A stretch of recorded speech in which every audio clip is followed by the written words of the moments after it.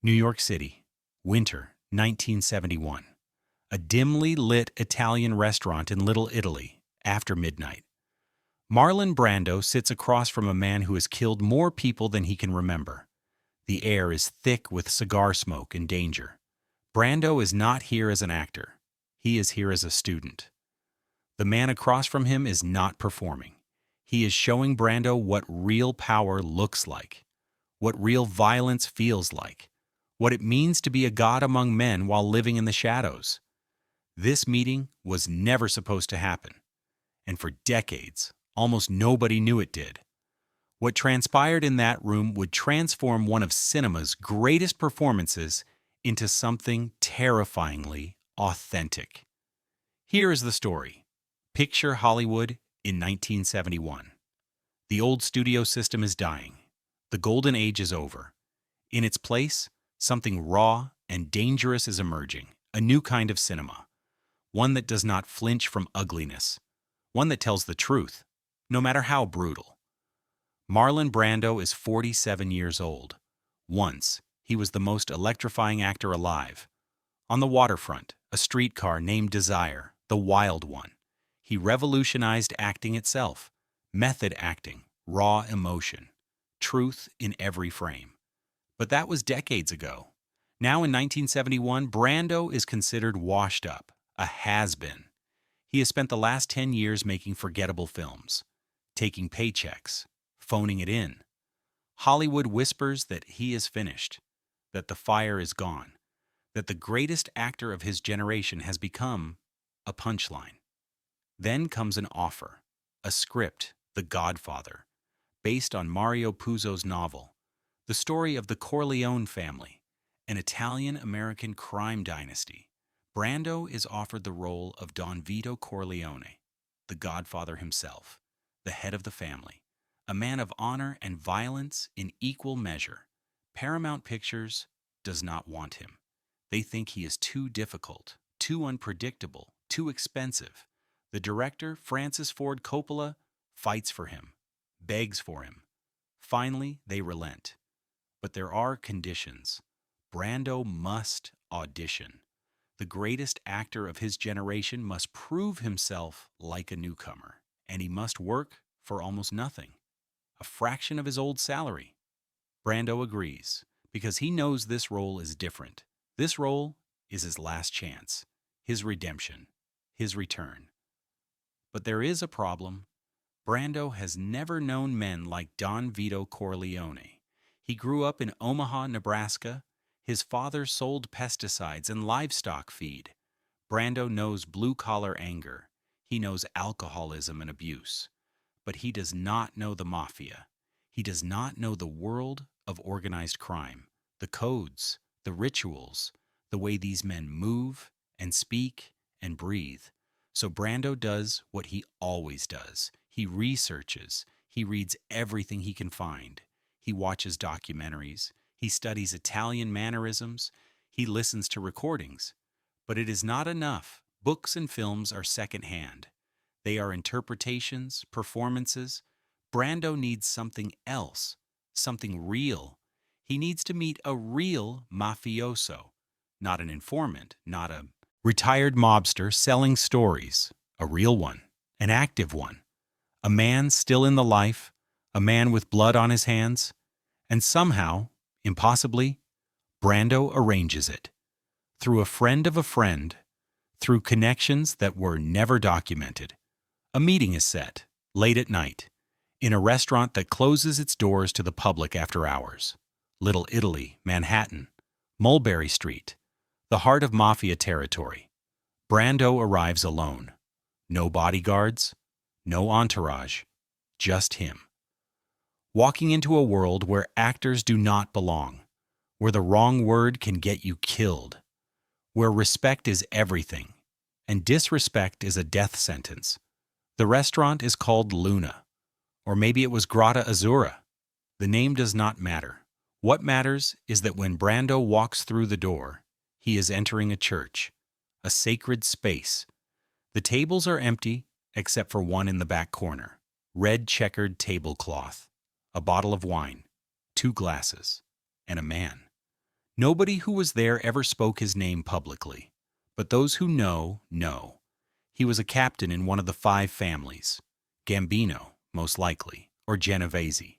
A man in his 60s, silver hair slicked back, expensive suit, tailored, understated, no flashiness, no jewelry except a wedding ring and a watch. The kind of man who could walk into any boardroom or courtroom and command respect. The kind of man who had ordered executions with a nod of his head. Brando is nervous. You can see it in the way he moves. Careful, respectful. He knows he is out of his depth. This is not a set. There is no director to yell cut. No second take. This is real. And real has consequences. The man does not stand when Brando approaches. He gestures to the chair across from him. Brando sits. For a long moment, neither speaks. The man pours wine. 2 glasses, slides one across to Brando. They drink. Still no words. This is a test. A mobster does not waste words on someone who does not understand silence.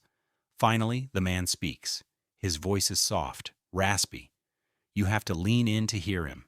This is a deliberate choice. It forces you to come to him, to enter his space, to show deference. He asks Brando why he is there. Brando explains he is playing a man like him, a man of respect, a man of honor. He wants to understand, to get it right, to honor the role. The man nods slowly. He appreciates this. In his world, respect is currency. Brando is showing respect not just to him but to the life, to the culture, to the code. That matters. The man asks if Brando understands what it means to be a Don. Brando admits he does not really. He knows the facts, the structure, but not the feeling, not the weight. The man leans back, lights a cigar, and begins to talk. He does not tell stories. He does not brag about violence or crimes. Instead, he speaks about burden, about responsibility. He explains that a Don is not a king. He is a father. Men come to him with their problems, their debts, their feuds, their heartbreaks, and he must solve them. He must be wise, patient, fair. He must command loyalty through respect, not fear. Fear is cheap, respect is earned, and once earned, it is absolute. But there is a cost. The man leans forward now, looks Brando in the eye. He explains that a Don cannot show weakness, ever. Not to his enemies, not to his friends, not even to his family. He must be stone, immovable. Because the moment he shows emotion, the moment he cracks, everything falls apart. Men lose faith. Rivals see opportunity. The family crumbles. So you bury it, the man says. All the pain, all the fear, all the love. You bury it so deep that you almost forget it is there, until you are alone, until the night is quiet and there is nobody watching. And then it comes flooding back, and it destroys you from the inside. Quick question. Have you ever had a secret that was eating you alive? A burden you carried alone because showing it would destroy everything? Let us know in the comments. Brando listens, absorbs. This is not acting advice. This is a confession. A glimpse into the soul of a man who has spent his entire life pretending to be invulnerable. And suddenly, Brando understands. Don Vito Corleone is not a monster. He is not a villain. He is a man performing a role that is killing him, just like Brando himself. The man continues talking. Hours pass. The wine bottle empties. Another appears. The man's guard, a younger man who has been standing silently by the door, brings food, pasta, bread, simple, homemade. They eat. And the man keeps talking. He tells Brando about the voice, how a Don speaks, not loud, never loud. Loud is for insecure men, for wannabes. A Don whispers, and when he whispers, everyone listens, because they know that behind the whisper is the threat of absolute violence. You do not need to shout when everyone knows you can destroy them with a phone call. Brando asks how to achieve that voice. The man smiles for the first time. a thin, knowing smile. He tells Brando it is not about the vocal cords, it is about the soul. You have to believe, truly believe, that you are untouchable, that you hold the power of life and death. Once you believe it, the voice comes naturally. Then the man does something unexpected. He asks Brando to stand up. Confused, Brando obeys. The man stands as well. He tells Brando to look at him. Really look. Brando does, and the man transforms. In an instant, his entire demeanor changes. His shoulders relax. His face becomes calm, almost serene. But his eyes become dead, cold, emotionless, like a shark. He takes a single step toward Brando, says nothing, just stares. Brando freezes. He is an actor. He has played soldiers, rebels, leaders. But in this moment, he is terrified, genuinely terrified, because the man in front of him is not pretending. The threat is real. The violence is real. One wrong move, and Brando could disappear. Nobody would ask questions. Nobody would find the body. Then, just as suddenly, the man relaxes. He smiles. Again, pats Brando on the shoulder, tells him that is the look, that is the energy, the stillness before the storm, the calm that promises annihilation. That is what a Don carries with him every moment of every day, and that is what Brando must bring to the screen. But there is more. The man sits back down, pours more wine, and now he speaks about the contradictions, about how a Don must be capable of monstrous violence, but also profound tenderness, how he must love his family with every fiber of his being while knowing he is damning them by bringing them into the life, how he kisses his grandchildren and then orders a man's execution in the same hour, and how he lives with that, how he reconciles those opposing forces. You cannot, the man says quietly, you cannot reconcile them. You just carry both. You love and you kill. You protect and you destroy. And you never ever apologize for it. Because this is the life. This is the choice. And a Don does not question his choices. He makes them and he lives with the consequences. Brando asks if the man has regrets. The restaurant goes silent. Even the guard tenses. This is a dangerous question. A disrespectful question. Men have died for less. But the man does not get angry. Instead, he looks down at his hands. Strong hands. Scarred hands. Hands that have held his children and choked the life out of his enemies. Every day, he says. Every single day. But he does not elaborate. He does not explain. That is all Brando gets, and it is enough. Because in those 3 words, Brando hears everything. The weight, the sorrow, the trapped existence of a man who chose a path and cannot leave it, who built an empire on blood and now must defend it until he dies. The meeting ends shortly after. The man stands, shakes Brando's hand, tells him good luck, and warns him, "Do not make us look like animals. We are not animals. We are men, flawed men, dangerous men, but men. Respect that, and you will create something true." Brando leaves the restaurant as the sun begins to rise. He walks the streets of Little Italy alone, thinking, processing, transforming. By the time he arrives back at his hotel, he is no longer Marlon Brando. He is Don Vito Corleone. Filming begins weeks later. Coppola and the crew immediately notice something different about Brando. He is quiet, distant. Method actors often disappear into their roles. But this is something else. This is not technique. This is possession. Brando speaks in that raspy whisper. He moves with that calm, predatory grace. He commands the set without raising his voice. Everyone, from the crew to his fellow actors, treats him with genuine deference.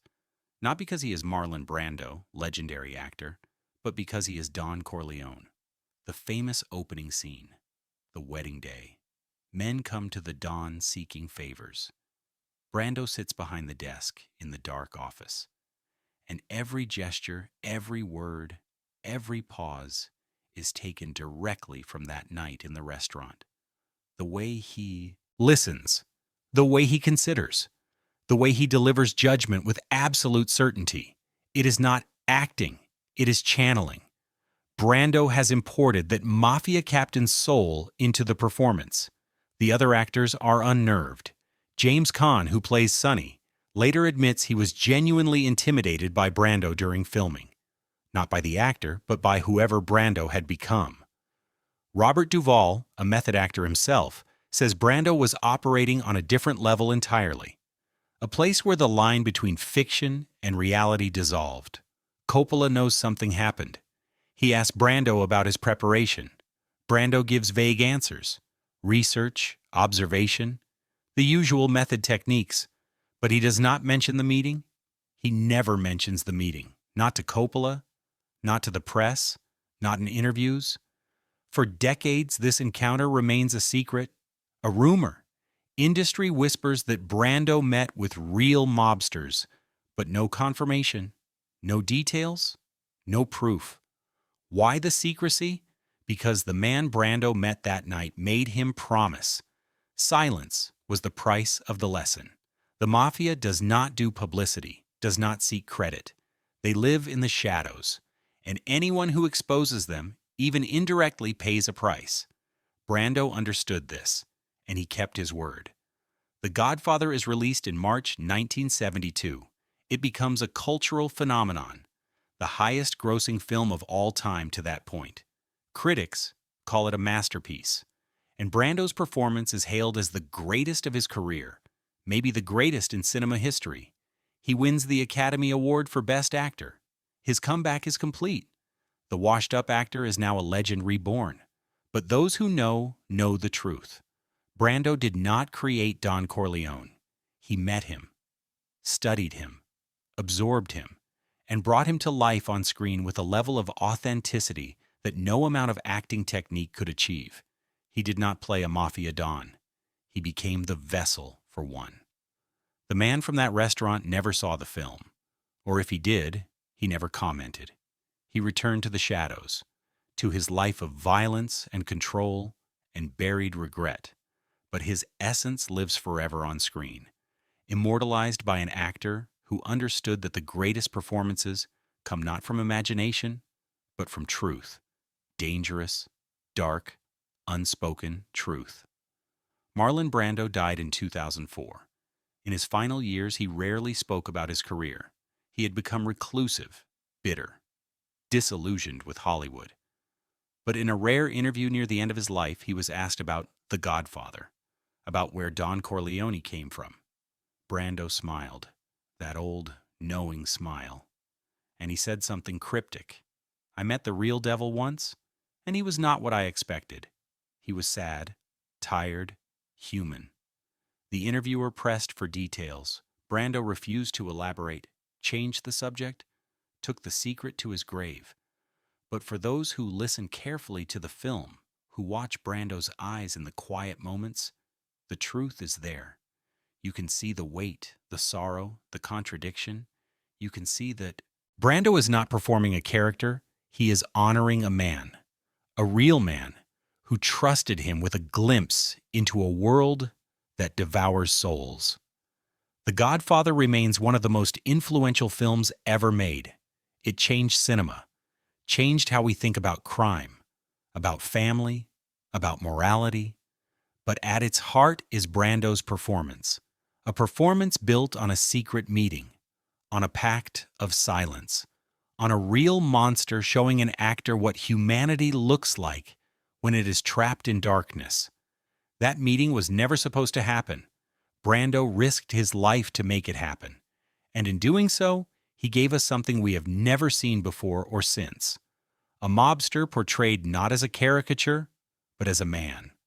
Flawed, powerful, doomed, real. So here's the question for you. If you could meet one person, anyone, living or dead, to truly understand them, who would it be? And what would you risk to have that conversation? Let us know in the comments. Because understanding sometimes requires stepping into darkness, and not everyone comes back unchanged. Marlon Brando walked into a room with a killer and came out with a masterpiece. He took the biggest risk of his career, not on screen but in real life. And that risk gave us one of cinema's most unforgettable characters, a performance so authentic it still haunts us 50 years later. And unfortunately, they don't make men like Marlon Brando anymore.